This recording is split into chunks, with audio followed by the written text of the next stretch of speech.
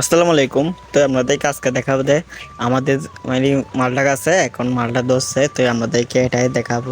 তো দেখতে পাচ্ছেন মানে কি সুন্দর একটা ভিউ। তো আপনাদেরকে আগে ভিউ দেখাই। তো দেখতে পাচ্ছেন আজকে মাঠ একটা ভিউ, মানে ঠান্ডা ঠান্ডা লাগতেছে। তো নিশ্চয় জ্বর আসবে। তো লেডি দেখতে পাচ্তেছেন মানে কি অবস্থা একটা আছে। মানে এখন লোড এখন জ্বর। তো আমাদের লেবু গাছের অবস্থা তো দেখতে পাচ্ছেন, আবার নোয়া পাতা ফুটতেছে। তো এই লেবুও মাসাল্লাহ অনেক ধরছে। তো এখন মালটা ধরছে, মালটা আমাদেরকে দেখাবো।